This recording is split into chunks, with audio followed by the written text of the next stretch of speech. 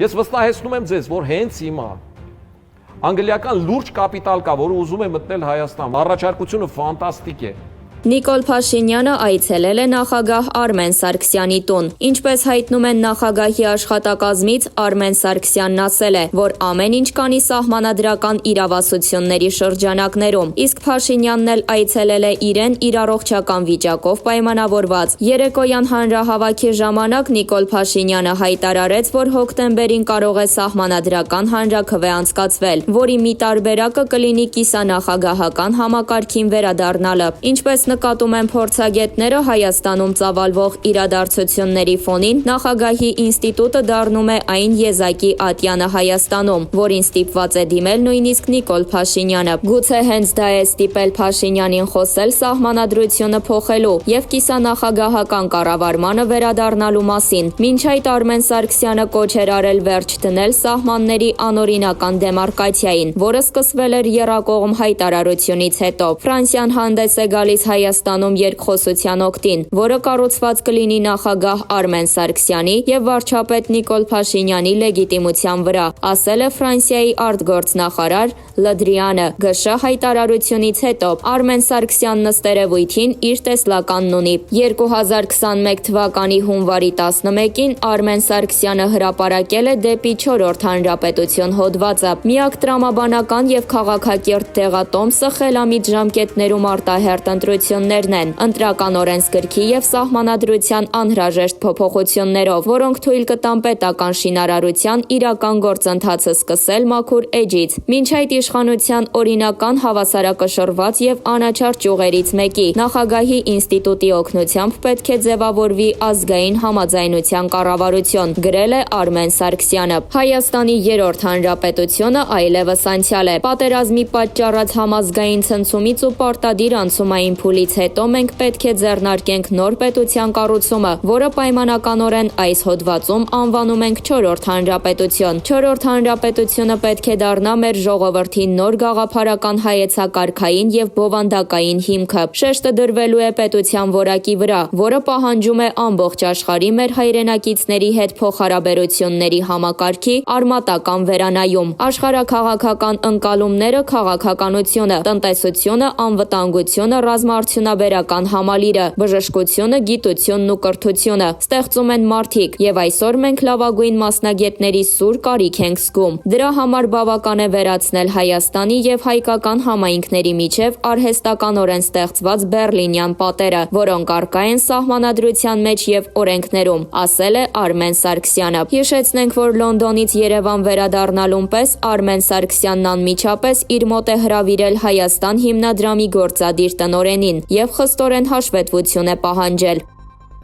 Սպանողները մեր կողքին են, քայլում են փողոցներով։ 2008 թվականի մարտի 1-ին սպանվեցին Գոռ Քլոյանը, Դավիթ Պետրոսյանը, Տիգրան Աբգարյանը, Զաքար Հովանիսյանը, Տիգրան Խաչատրյանը, Արմեն Ֆարմանյանը, Հովանես Հովանիսյանը, Համլետ Թադևոսյանը, Գրիգոր Գևորգյանը, Սամվել Հարությունյանը։ Հայաստանի պատմության մեջ առաջին անգամ սույն գործով ամբաստանյալի աթոռին են հայտնվել նախկին բարձրաստիճան պաշտոնյաներ, մասնավորապես Ռոբերտ Քոչարյանը, նրա մտերիմների ՀՀ նախկին փոխվարչապետ Արմեն Գևորգյանը, ՀԱՊԿ նախկին գլխավոր քարտուղար Յուրի Խաչատուրովը, 2008-ին գլխավոր շտաբի պետի պաշտոնը զբաղեցնող Սեյրան Օհանյանը։ Այս գործը մոտ 2 տարի է գտնվում է դատարանում, սակայն դեռ դատաքննություն չի սկսվել։ Պաշտպանական կողմը տարբեր միջնորդություններով ձգձգում է դատական նիստերը։ Դատական նիստերի դրանց ձգձգման վերաբերյալ հայկական ժամանակի մի քանի հարցերին է պատասխանել մարտի 1-ի գործով տուժողների իրավահաջորդների ներկայացուցիչ Սեդա Սաֆարյանը։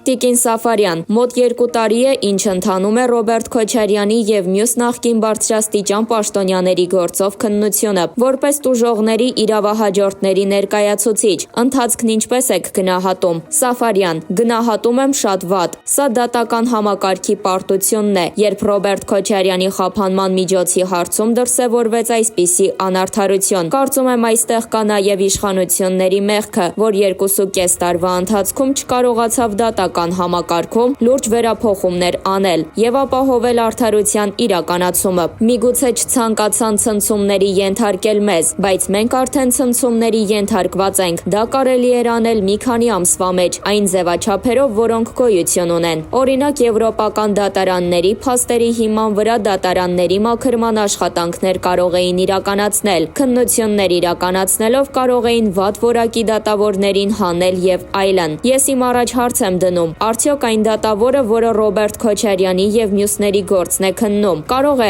այդ գործի ծանրության տակից դուրս գալ։ Այս 2 տարիները ցույց տվեցին, որ պատրաստ չէ։ Դատավորը նա չէ, ով պետք է նստի դատարանում ու բոլորին լսի։ Նա պետք է իրեն վերապահված գործառույթի շրջանակներում կարողանա գործին արագ տեմպ տալ եւ ողջամիտ ժամկետների քննությամբ ապահովել գործի արդարացի քննությունը։ Բոլորիս ակնկալիքն այն է, որ համակարգը պետք է մաքրվի եւ դա միայն դատարաններին չի վերաբերում, նաեւ իրավական համակարգին, ոստիկանություն, քննչական մարմիններ, խմբավորումները, որոնք հիմա դրսում են, որոնք իշխանությունը վարկաբեկող քաղաքականություն են վարում, ազդեցություն ունեն նախկինում ձևավորված դատական համակարգի վրա։ Ռեֆորմներ չանելը ի վնաս իշխանության է։ Իշխանությունների դանդաղ գործելակերպն ազդեցություն ունեցավ դատական համակարգի վիճակի պահպանման վրա։ Դա էլ իր հերթին ազդեց արդարությունը վերականգնելու ժողովրդի ցանկությունների վրա։ Հարց. երբեք պատրաստվում վերադառնալ նիստերին, որ դեպքում տևական ժամանակ է, ինչ մարտի 1-ի զոհերի իրավահաջորդները բոյկոտել են դատական նիստերը։ Սաֆարյան. երբ դատարանը կսահմանափակի պաշտպանության կողմի միջնորդությունները,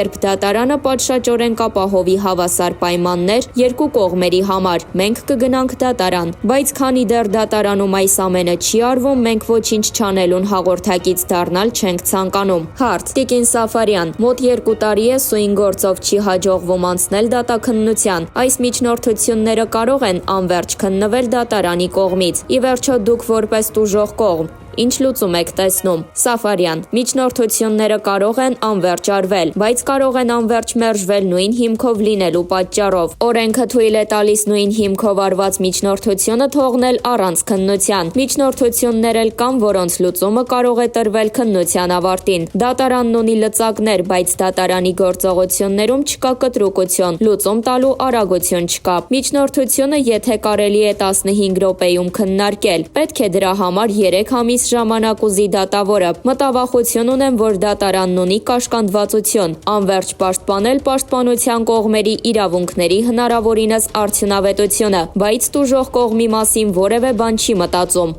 Տպավորություն է, թե դատարանն ինչ-որ բանի սպասում է տեսնի, թե ինչ տեղի կունենա։ Հարց. ձեր վերջին հարցազրույցներից մեկում նշել էիք, որ տարաձայնություն ունեք ներկայացված մեղադրանքի վերաբերյալ։ Նշել էիք, որ փաստական հանգամանքների մեջ այնպիսի շարադրանք կա, որը այլ հանցագործության մասին է խոսում, եւ պետք է որպես առանձին հանցագործություն դիտարկել, ինչը տեղի չի ունեցել։ Կարող եք մանրամասնել, թե ինչ շարադրանքի մասին է խոսքը։ Սաֆարյան. ես բազմիցս ասել եմ, իշխանությունները համագործակցել են զինված խմբավորումների եւ օլիգարխիկ համակարգի հետ, եւ այդ համագործակցությունը ներկայացնում է հանցավոր համագործակցություն։ Հանցավոր համագործակցության տարրերի շարադրանքը տեղ է գտել մեղադրական եզրակացության մեջ, եւ այդ արարքին առանձին գնահատական չի տրվել, այլ դիտվել է որպես սահմանադրական կարգը տապալելուն ուղղված գործողությունների ամբողջականություն, բայց դա առանձին հանցագործություն է։ Հարց. միջնորդություն ներկայացրել եք տվյալ շարադրանքն առանձին հանցագործություն համարելու համար։ Սաֆարյան. նախաքննության ընթացքում Վահե Գրիգորյանը, նախկին ներկայացուցիչը,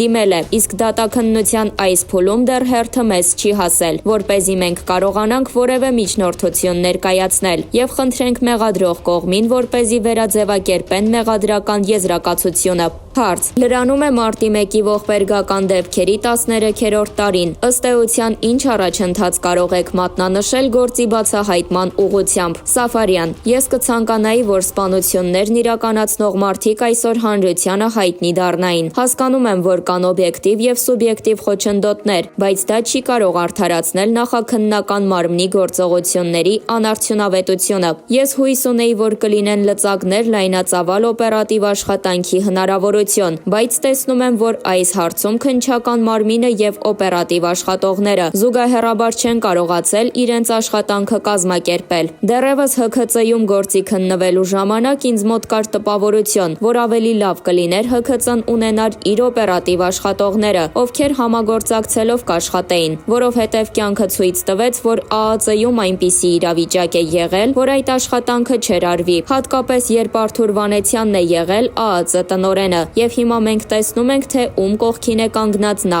Ես կարծում եի այս սպանությունների հայտնաբերման հարցում նոր թափ կլինի ԱԱԾ հաջորդ ղեկավարի պաշտոնավարման ժամանակ, բայց էլի ամեն բան մնացել է նույն մակարդակում։ Ես իմ կողքին նստած տուժողի իրավահաջորդներից ամաչում եմ, նրա համար, որ համակարգը չի կարողանում միասնականություն ձևավորել այդ սպանությունները բացահայտելու հարցում։ Սպանողները մեր կողքին են, քայլում են փողոցներով եւ շատերն անուններով գիտեն, թե ովքեր են կրակել ժողովրդի վրա։ Գործն անհուսալի կորած չէ, բայց պետք է գործնական քայլեր արվեն։ Արդյունք այդպես կարող ենք ունենալ։ Հարց. Մայր գործով նախաքննության ընթացքից տեղյակ եք, ինչ գործողություններ են իրականացվում։ Սաֆարյան. Ընթացքից տեղյակ չեմ, բայց դրա վերաբերյալ քննությունը պետք է թափանցիկ լինի։ Եթե առաջընթաց կա, տուժողների իրավահաջորդները պետք է իմանան դրա մասին։ Քանի որ դրա մասին ոչինչ չգիտենք, հետևաբար չենք կարող ասել, որ այնտեղ կա առաջընթաց։